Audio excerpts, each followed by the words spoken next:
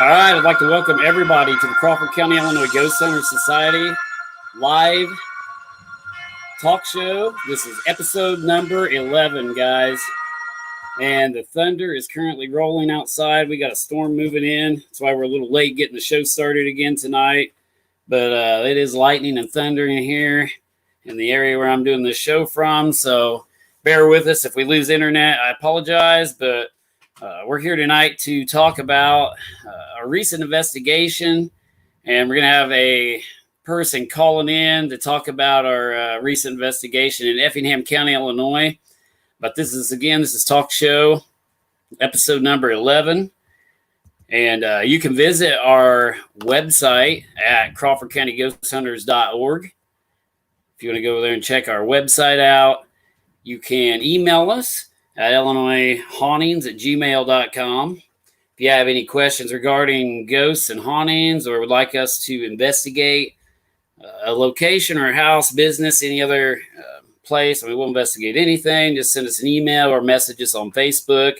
We've also got a phone number on there. If you guys want to call in, we can definitely come investigate your business, house, or whatever you may have. So we've also got our Facebook page, which we are broadcasting from right now. It is facebook.com/Crawford County Ghost Hunters. And you may be watching this on YouTube also. So if you are, the YouTube address, if I can find it here, there we go, is youtube.com/Crawford County Ghost Hunters. We do dual stream this show to YouTube. So if you're watching out there on YouTube, I apologize. We only answer questions on our Facebook page.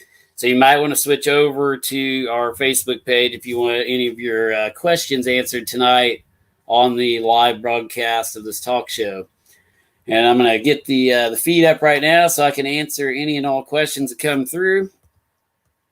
But you can also check out our Instagram page. Give us a follow on Instagram at Instagram/Crawford County Ghost Hunters or at Crawford County Ghost Hunters on Instagram if you want to follow us. The music tonight, that was Cemetery Gates by the Midnight Syndicate. All rights reserved. It is used with permission. They let us use their music. You guys can check their website out at midnightsyndicate.com. I'm looking at the feed right now, so it looks like I got the feed up and everything's going smoothly so far, guys. So let's hope with this storm going on that I keep power here. But like I say, the thunder is rolling outside right now. But we are going to talk tonight about one of our recent investigations. I'm sure maybe you guys seen I'm going to try to interact with you guys. I don't really have anybody coming on for co-host or a special guest tonight, although I do possibly have a family member that was with us on this last investigation. She may be calling in, so we'll see if she calls in. When I put the call-in number down there, she may or may not call in. But we recently investigated a place over in Effingham County, Illinois, and we went live with it. What was that, 2 nights ago, I think? Yeah, 2 nights ago, I think it was now. Sorry, I'm lacking sleep here because we went out again last night for an investigation. But yeah, our Friday night investigation of Ramsey Cemetery, which is also known as Kazbar Cemetery, over in Effingham County, Illinois. So we're going to talk a little bit about that and what happened after we quit going live. Because we did have, some things take place a little bit after we quit going live. But you guys seen the majority of what took place out there during that investigation. So I'm checking all the messages here. But anyway, the cemetery. Hey, Joe. I'm looking at everybody tuning in out there. Joe Turi's watching. Jen Newland, Andrew, Diana Dart, Laura. Luke Massey, looks like everybody's watching. I'm trying to get signal on the other one here because I am losing it to see what you guys are saying now again, unfortunately. Karen Cat, thanks for watching, guys. But we went to Ramsey Cemetery, and we've been there several times. I don't know. This was probably, it's probably been 10 times now we've investigated this place, but we've been there on several different occasions just because there's been so many reports of paranormal activity at this location over the years. A lot of paranormal activity reported in and around the cemetery, and that's what's really unique to the whole Kazbar cemetery and the Ramsey story is that not only is the cemetery haunted, but the woods around the cemetery is supposedly haunted. Yeah, that cemetery is located in Effingham County, Illinois, near the Effingham area. And it's if you go search like haunted places index or haunted places list on the internet, it will usually pop up Ramsey or Kazbar Cemetery. And it looks like I got a caller right now, so I'm going to try to see if this is my family member that was there with me that night, or the family member I was telling you about. This is Jason. You're on the air. Hi. Hey, is this Amber? Yeah. Awesome. I'm just getting into the story. So you want to hang out here for a minute, and then when I start talking to you, we'll answer some questions? Sure. Okay, thanks. Okay, guys, I've got the lady that was there with us. She came after, the live feed went dead. I'm sure all you guys out there in the live feed was seeing that, where we got on the Paratech device, which is an app we've been using for a long time. So in this app we've been testing. I mean, we've tested this thing out in various different locations, and we've ran this app through the ringer as far as like trying to scientifically study and test this app. And it's one of the only apps that we actually endorse for use for paranormal research, because most of them are fake. You got Ghost Radar apps out there, all these Ghost Box apps out there. That's pre-programmed words and stuff that's put into there. Paratech's kind of the same way. I mean, it's got sound banks in there, but it's been scary accurate in our investigations that we've conducted. So the Paratech app by AppyDroid is what we were using out there in Ramsey Cemetery, and we got an extremely accurate response. And that's why I'm actually having Amber on the line here tonight, because we're going to talk about that. And also, while we're talking about Ramsey and Kazbar Cemetery, Alexander Ramsey was the first person, I think, that was buried there, and I believe that was 1851. And some of the stories are in 1960, a guy committed suicide in a morning chapel that was on the cemetery grounds. And the morning chapel is no longer there. They tore that down since that happened. So I guess it had a lot of vandalism. People were coming out there. And I just want to put out a statement before we start talking about this. And I get, Amber telling the story too here in a minute. But this place, we did get permission. We called into the sheriff's department. We had permission to be there. We told them, we were going to be out there. And so, I just want to get that out of the way. I also want to tell people not to trespass into locations that they don't have permission to go to. I know this cemetery gets a lot of visitors. There was a lot of visitors while we were out there. So just don't go there, unless you have permission, and definitely do not vandalize things. That is bad. You will get arrested. They do have cameras there. There is a camera, up in the tree taking pictures of license plates. So do not go to this cemetery, unless you're supposed to be there. You will be hearing from the sheriff's department. So I just want to get that out of the way to start out with. But there's a lot of reports of activity there, from a guy in a black cape or cloak, they call it, with red glowing eyes. And you don't know how many reports we've had on our private messaging and through emails of people telling us that they have actually seen that. And we've never seen that during our investigations there. I mean, we've tried to see it. We've tried to find it. Nothing has ever appeared that even resembles that. But one of the biggest pieces of paranormal, or the weirdest that I've actually physically seen and heard out there, was the investigation before the one we conducted last Friday night. And I heard a guy go, hey, really loud, and nobody was there. It was like a disembodied voice of a person. But I'm going to kind of speed up into the story. I got Amber on the line here, but we went out there to investigate, and we started getting activity on the Paratech app near a certain side of the cemetery on the west side. And the family, the family was watching, and that we kept getting Chloe, over and over again on our Paratech app. And it eventually got to the point where we were getting it all over the place. and it killed everything. Our both cameras went down. Both of our cell phones died at the same time. Our hotspot like drained down to like almost like 0%, like all instantly in a matter of like a few seconds. And we also heard a loud explosion out there that night. I don't know if it was due to tannerite from the neighbors blowing something up, maybe. I don't know. But Amber, I just wanted some verification, from you. You have family, and I'm sorry to hear this, but you have family buried out there, and that was a name connected with your family member on the tombstone we had it on, correct? Yes, that was Thomas's and I's niece. Her name is Chloe. Yeah. And so yeah, I mean, and that just verifies stuff, guys. We've got a family member here that just hits home with us because we can help maybe a loved one communicate from the other side. And I mean, I thought you guys, they came out and joined us afterwards. I mean, what did you think of the whole experience, Amber? I really enjoyed it. I wish I would have understood more maybe what was trying to come across. There was a lot of different words that didn't really maybe mean so much at the time, but when you asked about when he passed away, and there was the words highway and teenager, because he was a teenager who did pass away in a car accident about 5 years ago. Yeah. So, I mean, to me, that kind of verified something. Yeah. And again, I'm sorry to hear about that.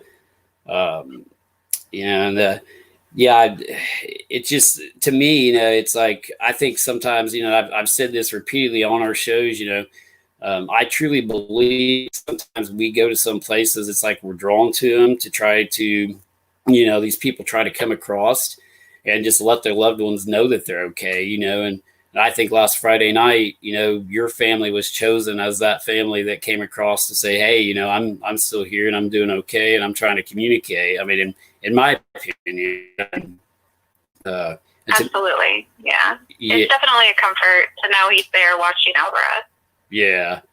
Yeah. It's like, and we've had that happen so many times, so many locations we've investigated and places we've turned the ghost box on, we've got verification of, a loved one coming through, and, it's crazy because, you can be a skeptic if you want, but there is no debunking, actual names coming through that we have no idea about, guys. I mean, I had no clue who Chloe was and why she was associated with this particular tombstone that we put the Paratech on. And you also said, is she sleeping in his room? Is that what you said? She had been, yeah. I talked to my mom about it. She no longer does. My nephew actually sleeps in there now. Braden, which, if you recall, at one point, a name similar to Braden came across your box thing. I don't know what you called it, but right. Yeah, Braden sleeps in there now, which is similar to a name Jaden, I think, came across there. But his name's actually Braden, but he now sleeps in Thomas's old room. Yeah. Mm-hmm. Yeah, I mean, it was pretty accurate that night. Like you said, it got highway, and I didn't know any of the details either of how they passed, how he passed away, unfortunately. And we were getting, some kind of details coming across it. And that's the thing too. I don't know how many places we go to, where we get things on our ghost box or we get things on our Paratech app, and, it might be dead on accurate. We just don't know the story. We don't know what happened. So, I mean, I wonder if, there's not more going on than what's, being, brought across or that we know about. So, but I appreciated you guys coming out there. And I mean, hopefully, we can go back and go, maybe, do some more research into that area. So, but, there's going to be, I think we're going to go back sometime soon, but I don't know if you guys are interested in going. We've also got another cemetery some people told us about. So I think it is in the same, well, it's actually up north. The girls that showed up in the cemetery, they told us about a cemetery that is in that area. So we're not going to probably tell about it over the air right now, what cemetery it is, but it's supposed to be just as haunted, I guess. So that's going to be pretty cool to check that out. So we've got a lead to another cemetery, that we're going to check out. So and that's really cool too, meeting new people, like meeting you, Amber. I like to meet people that watch our live feeds or watch, the stuff that's going on.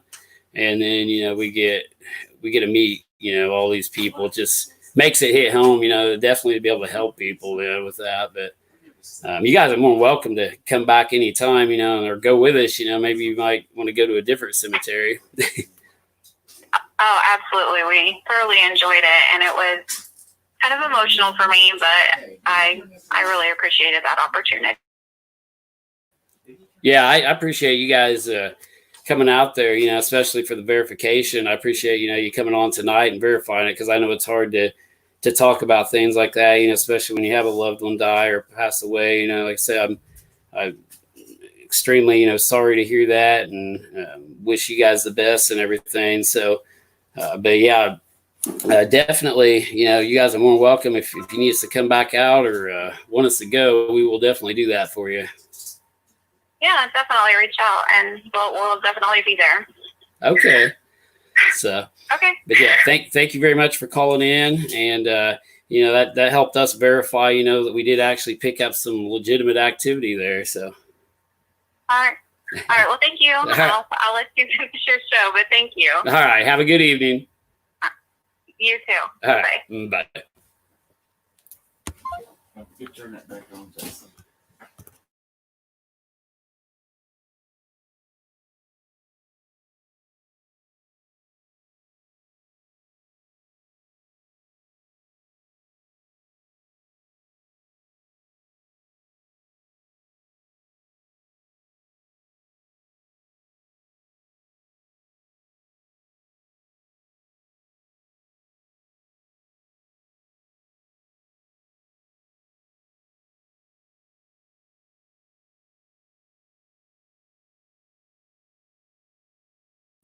All right, guys. Sorry about that.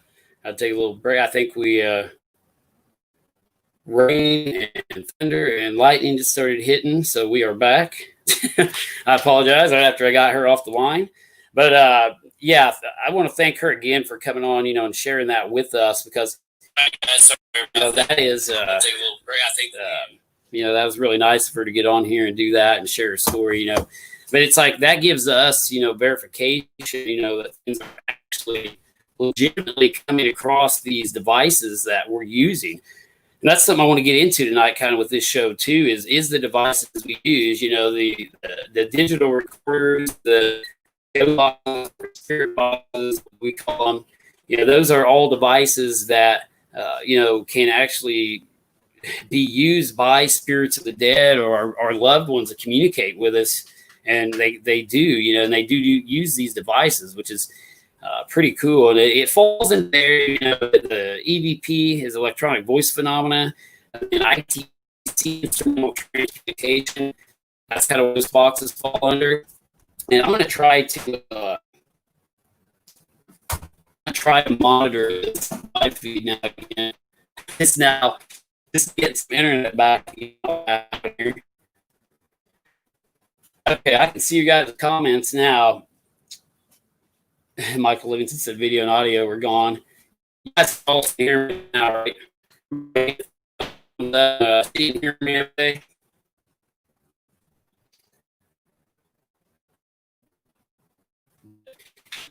Talk about the devices we use. The little yellow device we use, you guys see us use the Sanjika Ghost Box. That's a radio I modified myself.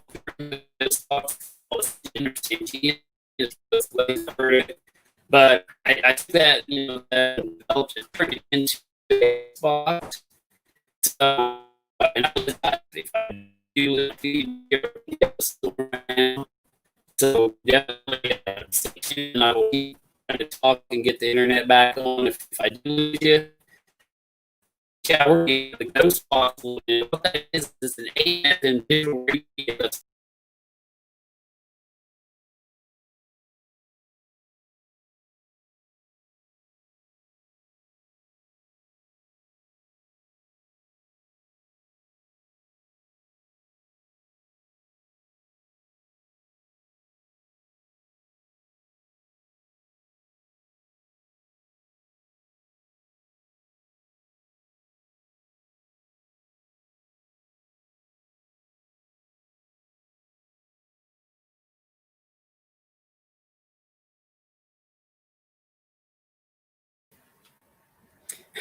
All right, I think we're back.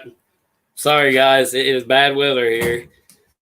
It never fails. I get ready to do this talk show, and literally, I think about the last, I don't know, 3 or 4, we've had some type of bad storm light through and knock our internet out or knock the live feed out. But anyway, I believe I'm back on now.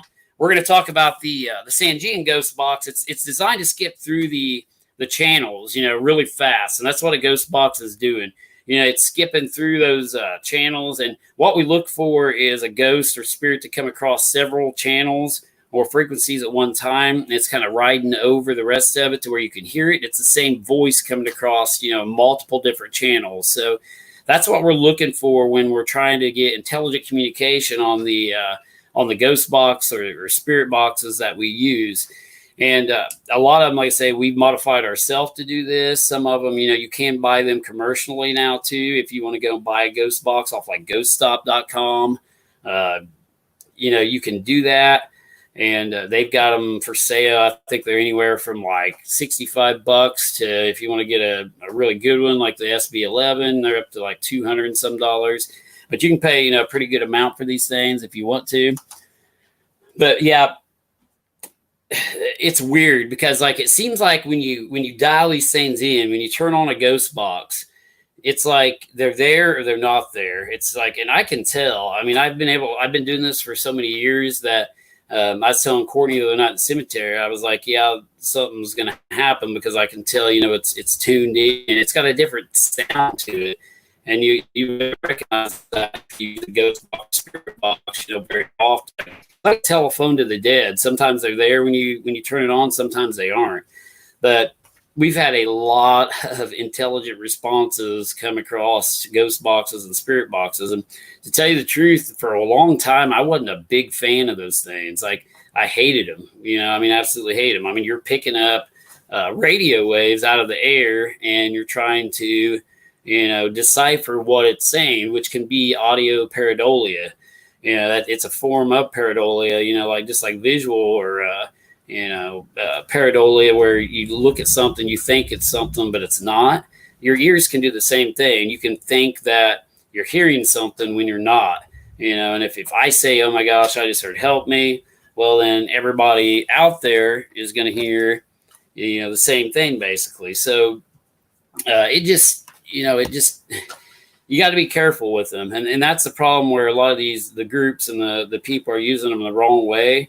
They think everything that comes across it is a ghost or spirit. And they try to decipher and interpret things that aren't there.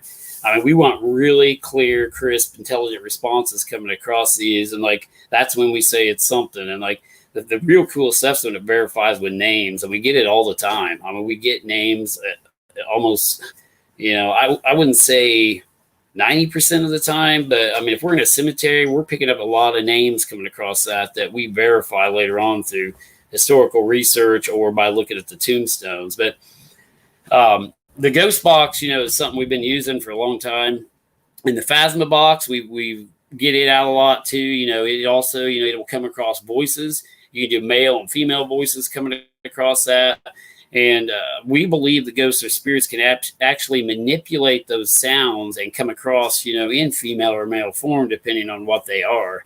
And they have to have some type of background noise to manipulate in order to make their voice heard. Sometimes they sound robotic.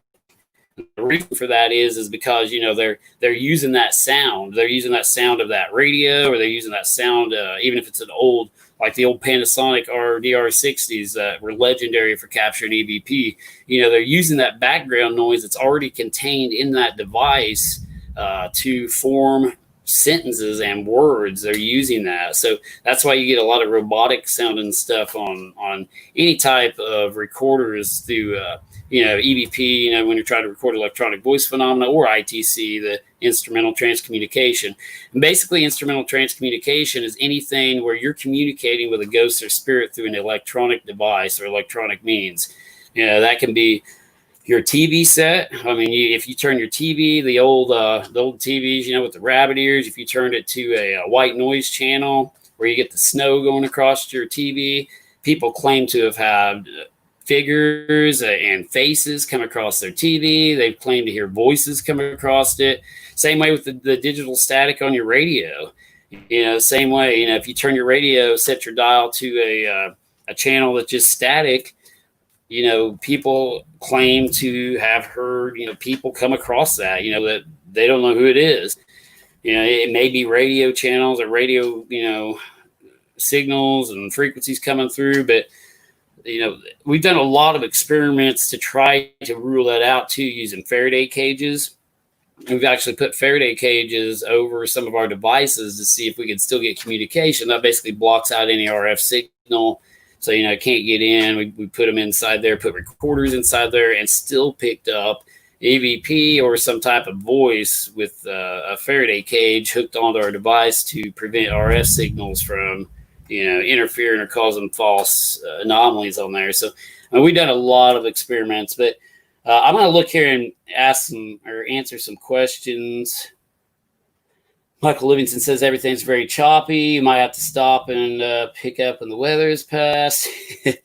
Yeah, I don't know if you guys can even hear me out there right now. I'm just talking and it's bad.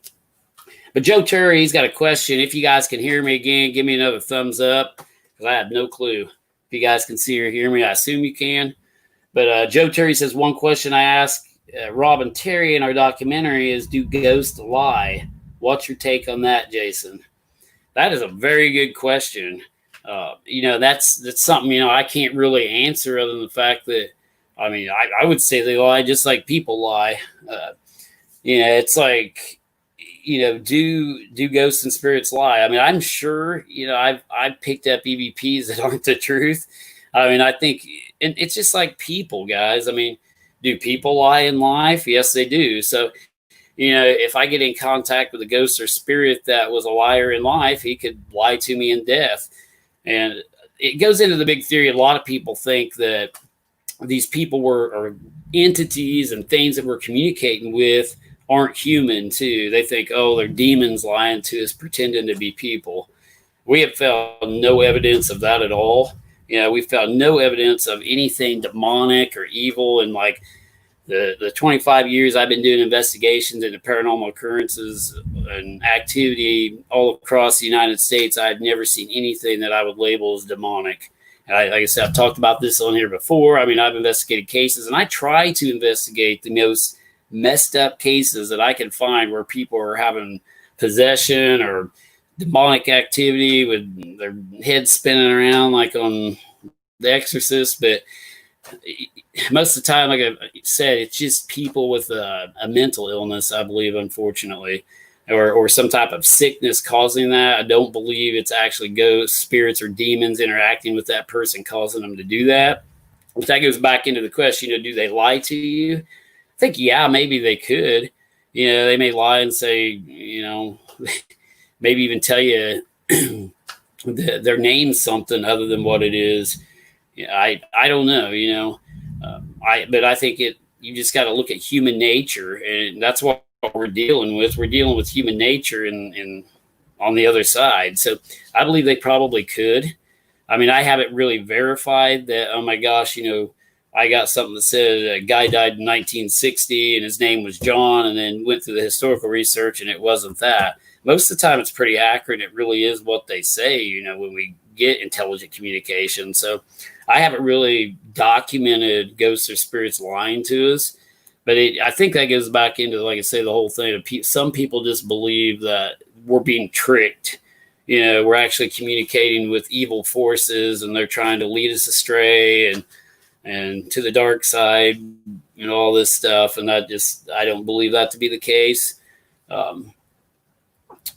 Here you find now, everybody says. Looks like we got a lot of people watching again. Looks like Luke Massey, Paula, Diana Doit, Carrie. Thanks, guys, everybody out there for watching. I know I'm not hitting everybody. I'm just kind of scrolling down through here, people that's commented. But if you guys have any more questions, definitely throw them out there. I kind of want to get back to the Ramsey thing, too, the Ramsey Cemetery and the Kazbar. I kind of went off track with some of this ghost box talk here. But back to our investigation Friday night, we we had some pretty strange things happen out there. You know, we heard the Chloe. I mean, we heard an explosion, which I think was just somebody shooting tannerite, maybe in the distance, but it rocked the cemetery. I mean, it shook the whole place. And one of my team members, one female team members, she's new and just started coming. I think it scared her a little when she went back to the vehicle. That goes back into another point. All my female team members, it was just me and the rest were females out there. I don't even remember how many of us there was now, but like there was me, Courtney, Reevy, and then Amanda Johnson. And that's really cool because Amanda Johnson just started on our team. She left another paranormal team that, you know, she wasn't pleased with. So she's joined our team. And I can't say, you know, she's done really good. I can't praise her enough. She came on her first investigation with us at Kazbar and Ramsey Cemetery. So I don't know if she's watching out there. But if you are watching out there, Amanda, not sure if you are, I'm going to pop our call-up number in there. If you want to give me a call, we can talk with you about that. If I can find our number here, I'm going to pop it up on the bottom of the screen. Scroll down here. All right. Yeah, Amanda, if you're watching, our call-in number is on the bottom of the screen. I don't even know if she's on here, but she did really well out there, and she took over for the live feed and started filming. Did really well for the live feed for a while. And like I say, we had 4 girls show up in a Jeep that were kind of interested in what we were doing. So I told them they could come out and watch us. If you guys go back and watch our video, and that thing's done pretty good. I don't even know how many views we've got on that now. You guys know back there how many views we got on that video? I got some people in the back here. 12,000. How many? I think it's over 12,000, but we got a lot of views on that video and a lot of shares, a lot of page reach on it. So it did really well. But I think it's because of the legend of Ramsey and Kazbar that people are interested in that, because so many people have experienced activity out there. And that's the locations we like. You know, we like to hear these locations where multiple people are experiencing things that they can't explain. And you're having what we call, you know, if you have 2 or 3 people at once see an apparition, or they see a disembodied, you know, some type of person out there, you know, that they can see through, we call that a collective apparition, especially if it's witnessed by multiple people at once. You know, that's classified as a collective apparition. And you don't get that very often, but Kazbar seems to have had that. And it also has multiple reports of this guy with a black cloak and red glowing eyes. And I literally, every time we go live from there or we post about Kazbar or Ramsey, I get messages and emails from people. Just Luke Massey says it's at 17,000 earlier. So I guess we got 17,000 views on that video already from last Friday night. So that went pretty good. I think the best we ever did was like over 100,000 views on an investigation we done in Robinson one night. We had 100 and some thousand views on it and people watching. But that was thunder. You guys heard that? All right. There's nothing like doing a paranormal talk show and a lightning storm. It gives it that eerie effect. So I may have some paranormal activity here where I'm doing this from. So. But yeah, I mean, people see this out there, and Tammy Jo says she's seen it out there. She's telling us on the live feed right now. She's also the one that originally reported, I was telling you guys on the live feed, she'd put a penny on a tombstone back there, went back, and the penny was moved off the tombstone, and it looked like it had burn marks on it. And she sent us photographs of this, and it legitimately looked like the penny had been exposed to some type of heat source. I mean, it looked like, you know, somebody took a lighter or something to it. Sorry if I'm looking all weird out there, guys. I'm watching the lightning flash through this window, but waiting on it to hit me. But there is a lot of activity in that area. That's one of the stories out there. Is you put a penny out there, it'll either be flipped over or it will fall off the stone. But the stone she put it on, the only thing I don't like about it is the stone is angled a little bit. So, you know, I can't say that gravity didn't force the penny off the stone and make it fall down. So I can't sit here and scientifically say that the ghost pushed her penny off onto the ground. Had it been on more of a flat stone with a better ledge, it would have been better. But there's multiple people that say that's happened. It's not just her. There's many people out there claiming this has happened. Oh yeah, she says also the little girl in a white dress, and a lot of people report seeing that. A little girl in a white dress. Now, I know that the family gets upset, but there was a suicide supposedly. I mean, I'm pretty sure it is because I actually had a family member message me about it after we went live Friday night. So I do believe the suicide story about the chapel is true. I think there was a chapel on the grounds where the guy committed suicide, and that may be causing some of the activity. And again, these are people's loved ones that commit suicide too. Just like Willows Weep, that doesn't make a place evil, doesn't make a place bad or haunted. I mean, but some of these places are active. I don't know if you guys can hear that thunder out there, but that's awesome. But we're in a major lightning storm right now.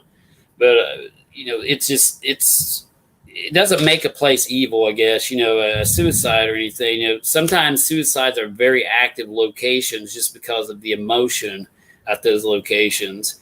And but we do find that suicide locations, do have a lot of activity due to that. And I think it's the emotional connection that they, maybe install into the environment. Maybe they're sad, maybe they're depressed, and that's absorbing into the atmosphere of that area. But I've also heard rumored that there was a second suicide there in the tree that was due to a hanging. I cannot confirm or verify that at all.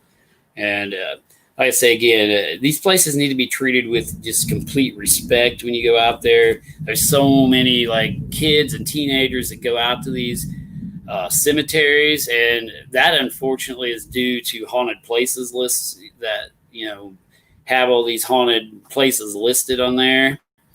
I mean, me as a paranormal investigator and ghost hunter, I like looking at those to see if there's any new locations that pop up. But unfortunately, it goes the other way too. You get those bad apples that get on there on these haunted places indexes and look for all these locations, and they just go out and they try to vandalize and tear things up. And that just is not cool. And I'm going to tell anybody out there watching this or watching any of our live feeds, if we ever catch anybody doing that, we will have you arrested. And you will not like it. So if we catch anybody doing that type of stuff in any cemeteries while we're out there, but it's horrible when people do that. I know I've said it 100 times on this show, but just with this COVID-19 stuff going on, kids are just driving around, they're tearing stuff up, they're spray painting stuff, and just it's bad. So definitely, treat these places with respect, people. If you go into a cemetery, for one, don't trash it. Don't bring trash in there. Try not to lean on any tombstones. I know when we're doing our live feeds, our live investigations, I'm bad about that, and I should be a little better about that. But I try to hold too much, and sometimes I don't have enough people, I don't have enough hands, and I'll lay something on top of a tombstone. But I'll make sure it's a large stone with a flat surface. It's not going to damage it. And if I did damage something, I would buy a new one. Or try to fix that. But I try not to even lay stuff on stones. I try to be as respectful as possible. And I see people like teams where their team members sit on stones. I automatically kick my team members out if they sit or lean on a tombstone. That's completely disrespectful. And I can't touch on that enough. If you guys go out these places, just be respectful and pick up trash if you see it laying around. That place is just notorious for kids coming out there drinking. There's beer cans laying everywhere. I like to try to, bring a trash bag and pick up stuff, if we can, if there's trash laying around. But yeah. And like I say, the sheriff's department does watch that. So don't go there. That's just like Williamsburg Hill. We investigate Williamsburg Hill too. And we get permission to do that. Sheriff's department knows we're out there. I've had some people ask, well, why do you guys get a hold of the sheriff's department? Why you always have the sheriff's department, with you or whatever? Well, it's because we want to show, we're not doing anything wrong. We're getting permission, or at least telling them, we're out there, what we're doing, and that they know who we are. And I actually gave the Effingham County Sheriff's Department my license plate number, before we went out there. They've got my license plate number, knew I was going to be out there. And there's cameras in the tree too. So, but we get a lot of stuff in these locations, and the woods and the cemetery, or the woods surrounding the cemetery there at Ramsey or Kazbar, supposed to be extremely haunted too. Now it is private property, so I can't verify any of the paranormal activity associated with the woods around the cemetery because we don't go in there. But there's rock ledges you can see from the road that go down the creek, and that's where supposedly there's this cave or something back there where this werewolf-like thing hides, and people have seen it. Which that's a lot of folklore and stuff. But I also said the guy with the black cape and the red glowing eyes is folklore. But every time I say that, I get multiple emails of people saying they have seen that. So, I look at stuff with a skeptical, open mind. I'm not ruling out and saying, oh, there can't be this black hooded figure there with red glowing eyes when hundreds of people have seen this thing. And that's the crazy thing about this. But I'd like to see it sometime just to verify it.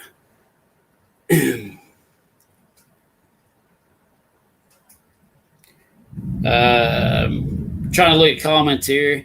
I don't know if you guys have any questions or comments, please throw them out there tonight, and we will. I'll try to answer anything you've got. I'm probably gonna do a short show tonight due to the weather. It is really pretty bad right now, so I'm surprised I'm still on the air. I don't know if you guys can see and hear me still, but Luke says you'll see him one of these nights. I feel like I hope so. I'd like to see something like that. I don't really believe anything until I see it. Yet I keep an open mind about it. But some things are just urban legend and folklore. There's a lot of kids that probably go out there and do drugs, and who knows why, get drunk, and they see things that aren't there. And seriously, guys, that is what happens at a lot of these cemeteries. A lot of these places you get to look at, on these haunted places indexes, like Shadowlands used to be a good one to go to, and you could see all the different locations you could go to, or different haunted locations people told stories about. Unfortunately, a lot of them are like just alcohol and drug induced.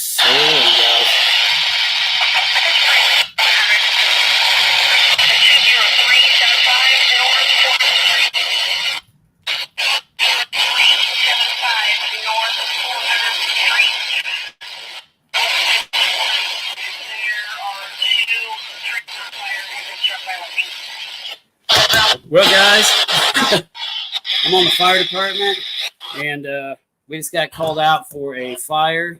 So I'm going to have to end this show, unfortunately, and respond to the fire. So I'll catch you guys later. Thank you guys for watching our live feed. I am heading out. I knew it was storming bad. We got a lightning strike fire. So take it easy, guys.